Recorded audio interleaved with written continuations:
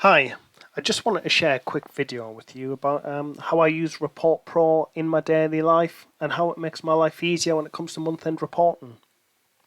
As a financial professional like you, I have to provide monthly reports to my senior management team about the financial health of the business. In my case, that goes to my board. And those reports that I submit, I have to be able to produce quickly. They have to be well formatted. And when they're received by my board, then they have to understand them quickly. They're busy people, so they're not going to spend hours trawling through lots of numbers. They just want a nice, clear, succinct view of where things are up to. The way I do that is through my board report, and you can see an example on the screen here. It's not my actual live data, don't worry. This is essentially it's demo data, but the format of the report is pretty much what I use on a day-to-day basis. So let me talk you through what I do and how I do it. Firstly, we'll start with the report itself. So it's only 6 pages long. There's a nice sort of front cover on there that looks formatted and professional. And then it drops down into a high-level P&L. How we getting on against plan, and I bring that to life with comments, normally income, expenditure, and any significant events that happen or have happened in the last period. I'll then drop down a level into sort of an intermediate P&L, and you can see I can comment on individual lines. Again, it's just bringing that P&L to life, and the other thing is preempting questions. Things that you think of when you look at that, the board are going to ask about them, so comment on them. I don't always get all the questions straight off, but it covers off a large majority of questions up front. It saves me time in the long run.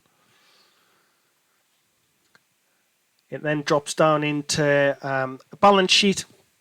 The other thing I really like is I can pull out numbers and I can explain the breakdown. So things like debtors, just to give the board a sense of, is there a problem? Is there not a problem? Is it in hand? So in this case, 648k I'm still chasing, but I'm saying that there's a review scheduled, so they know it's in hand and in progress. The other thing that really works for me is we have a look at revenue trends, and a graphical format, if that really helps. In this case, sales machinery. What's going on? In your case, what you might end up having a look at is a cost version of this. What do your trends look like? Once that's in a graph, it's a lot easier to digest, and actually you get some surprises sometimes. And then the last one that I drop in there, cash flow analysis. Just what's happening in the business in terms of cash, and I can track that through. So in terms of report, that works for me. I like the format of it. It feels clean and professional, and my board respond to this really well. But the question you'd be asking is, well, how do you generate that? It looks like a lot of work. It's actually not. So let me talk you through this quickly, and it will be quick. So I have a template that I just refer to and default back to each month, and it has all the figures in there, which is what I've just shown you. And what I do is I log in. So I log into bluQube, and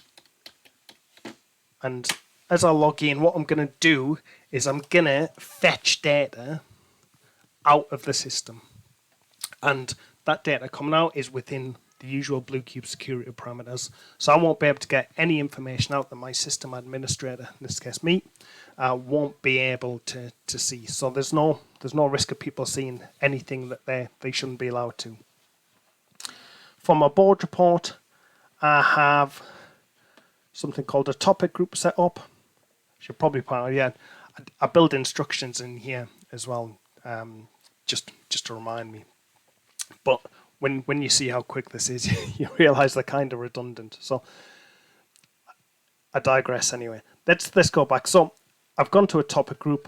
I pick my board report parameters, and if I was running November, these periods are defaulted into the current period. You can set those up however you want.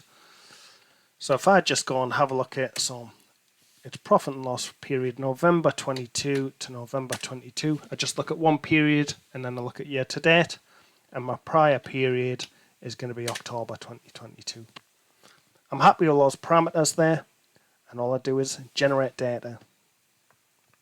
And you'll see that this will be fairly quick. And at the end it'll tell me any second that it's all complete. There we go. Done. So I've just fetched all that data and it's come back in, and all of my comments are still there. Nothing affected. Now, if I roll this forward, so if I wanted to run December's, for example, all I would do is I would change, let's see, so all these dates just pull through off this front sheet. So I'll change that to December. I'm going to leave it on this high level P&L report. Just keep an eye on that period actual 1566. So I'm going to go back here and I want to run it for December 2022. So then makes my prior period November 2022. I'm happy with that date selection, and I'm going to generate data again. It's taking a snapshot out of the system, fetching it and delivering it into Excel, which is my reporting interface. So let's click this. There we go. And just keep an eye on those numbers. There you go.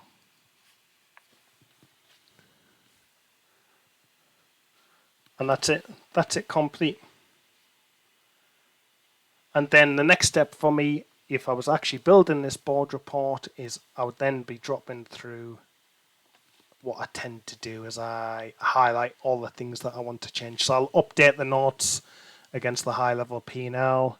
I'll update the comments in the intermediate P&L. So on here it might say large contract 1 in December 22. So that's £7 million coming in here. But I would go through each of the lines and I'd update them. And as I do that, I'm having a real look at the accounts at the same time. And then things like this, I just update those numbers.